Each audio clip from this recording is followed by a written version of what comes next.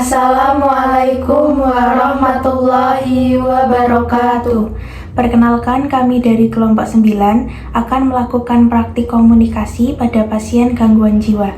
Sebelum itu, perkenalkan, saya Riana Najah Zahra akan melakukan tindakan observasi, dan rekan saya Dia Warda Turjana akan melakukan tindakan intervensi. Saya Zahra Putra Agrawardani. Di sini saya akan melakukan tindakan implementasi dan berperan sebagai korban pengganti.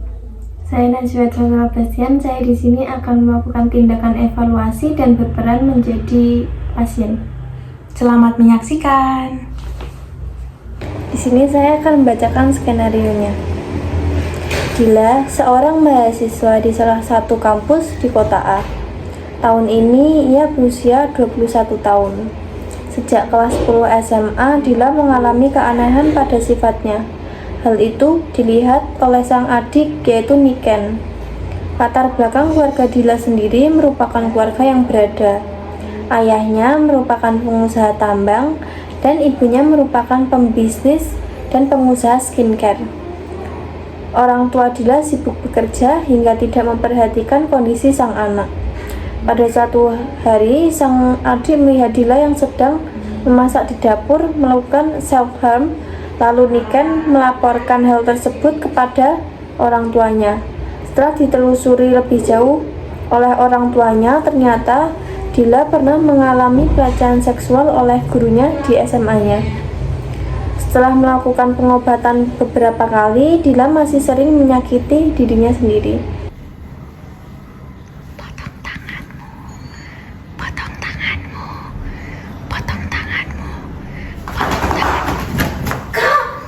Kakak ngapain? Itu bahaya, Kak. Lompat saja pasti seru, lompat saja pasti seru, lompat saja pasti seru, lompat saja pasti seru. Kakak mau ngapain? Selamat pagi, Mbak. Pagi, Sus. Perkenalkan, saya Suster Riana yang bertugas pada pagi hari ini pukul 7 hingga jam 2 siang nanti. Sebelumnya, ini dengan Mbak siapa ya? Saya Niken, Sus. Baik, Mbak Niken, ada yang bisa saya bantu? Jadi gini, Sus. Saya punya kakak perempuan namanya Dila. Nah, saya kemarin ngelihat kakak saya tuh berbicara sendiri. Saya punya rekamannya. Ini, Sus.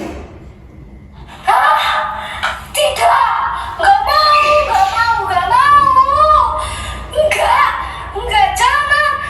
Pergi, kamu pergi. Aku enggak mau lihat kamu pergi. Kakak kenapa? Nah, kakak saya juga sering berbicara sendiri dan melakukan hal aneh, Sus.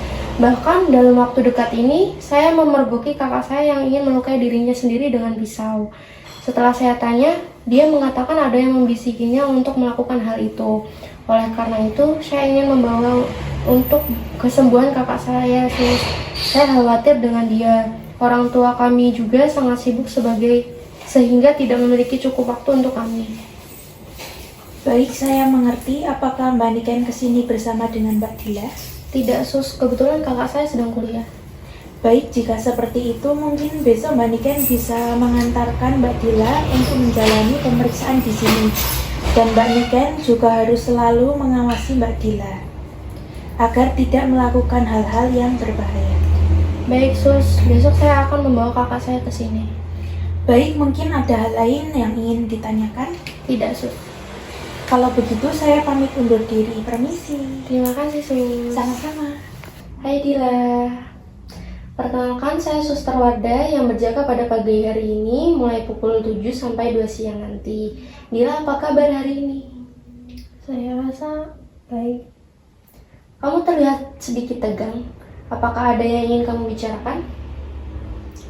Nggak ada, saya cuma merasa sedikit bingung. Itu wajar, Dila. Banyak orang merasa bingung ketika mereka menghadapi situasi yang sulit. Ingat, kamu bisa berbagi apapun yang ada di pikiranmu dengan saya. Kadang-kadang saya merasa tidak ingin berada di situasi ini. Saya merasa tidak berharga. Apa yang membuat kamu merasa tidak berharga? Kamu berharga, Dila. Di dunia ini tidak ada yang tidak berharga termasuk kamu. Saya nggak tahu, sepertinya nggak ada yang peduli. Orang tua saya terlalu sibuk dan saya merasa sendirian. Baik, saya mengerti. Itu pasti sangat sulit untuk kamu. Apakah kamu ingin menceritakan lebih banyak tentang apa yang terjadi? Saya nggak mau mengingatnya.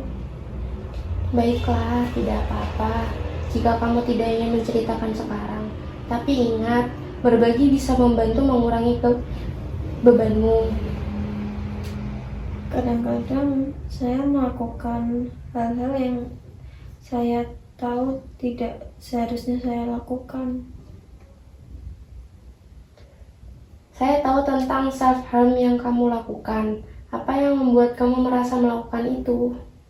Rasanya itu satu-satunya cara untuk mengeluarkan rasa sakit yang saya rasakan di dalam hati saya.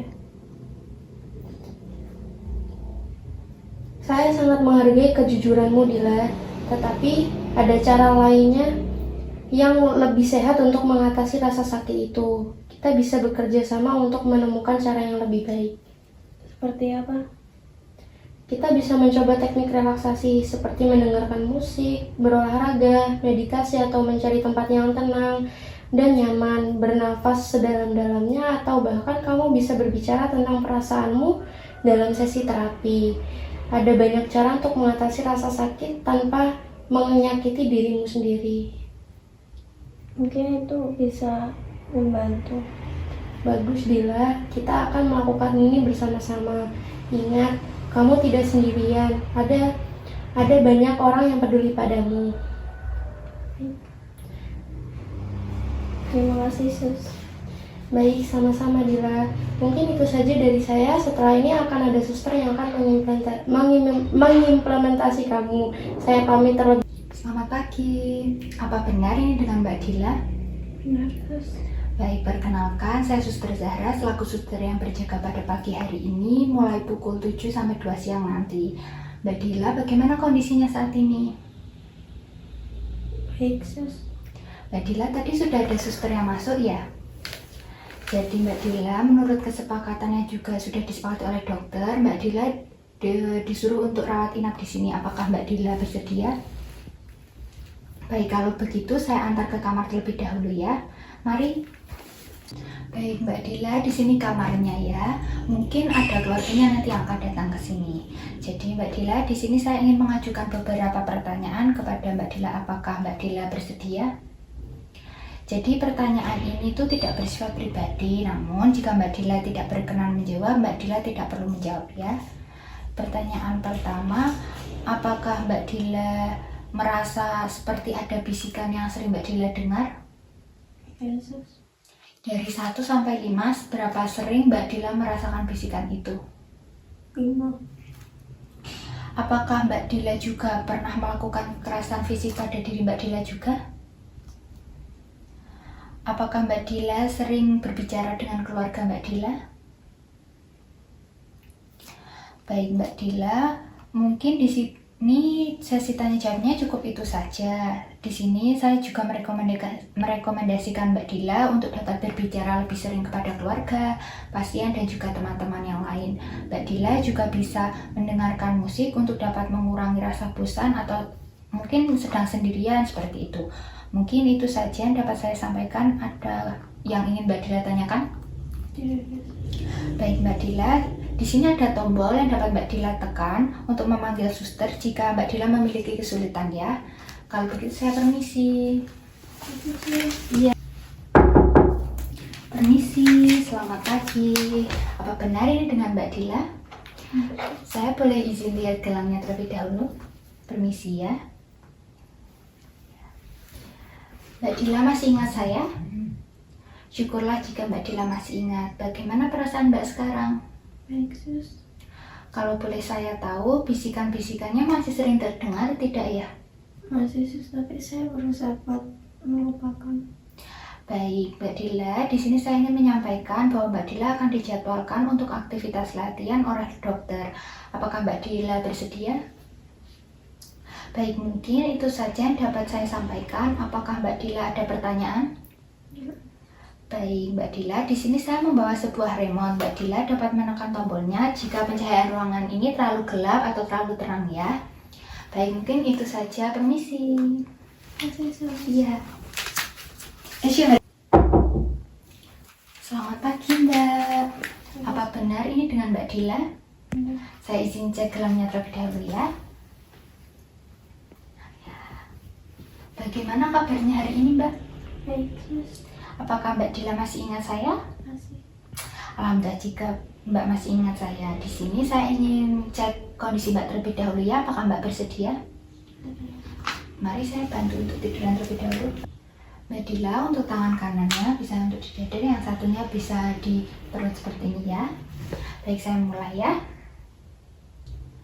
Baik Mbak, saya izin bertanya, apakah Mbak Dila masih sering mendengar bisikan-bisikan? Masih, tapi saya udah berusaha buat melupakan itu, Sus. Wah, syukur jika seperti itu. Lalu apakah Mbak masih sering melihat orang lain di ruangan ini selain saya atau keluarga Mbak? Kadang masih, tapi hanya sesekali, sudah tidak sesering kemarin. Wah, itu kabar yang baik ya Mbak. Mbak, di sini saya mau membawa kabar baik. Jadi Mbak sudah boleh pulang hari ini. Namun untuk pagi ini dokter menyarankan Mbak untuk mengikuti senam. Apakah Mbak bersedia? Yesus. Baik, kalau begitu mari saya bantu. Mbak, jadi senamnya sudah selesai. Mbak bisa bersih-bersih terlebih dahulu. Setelah bersih-bersih nanti ada suster lain yang akan masuk ya. Yesus. Kalau begitu saya permisi dulu ya. Makasih, Sus. Iya. Permisi, selamat pagi. Sebelumnya perkenalkan, saya Suster Najwa. Apakah benar ini dengan Mbak Dila ya? Benar sus. Baik, bagaimana perasaan Mbak Dila saat ini? Apakah ada keluhan? Saya sudah lebih baik semenjak dirawat, tapi saya juga masih mendengar suara-suara gitu. Terus habis itu saya juga kadang masih melihat seseorang di kamar atau di mana yang menyuruh saya juga melakukan hal-hal buruk seperti itu. Baik, kalau begitu Mbak Dila, saya di sini akan menjadwalkan untuk kontrol selanjutnya ya. Dan untuk obatnya rutin diminum ya. Iya. Mungkin cukup sekian dulu dari saya. Permisi Mbak Dila. Ya, terima kasih sus. Sekian video dari kelompok kami. Wassalamualaikum warahmatullahi wabarakatuh.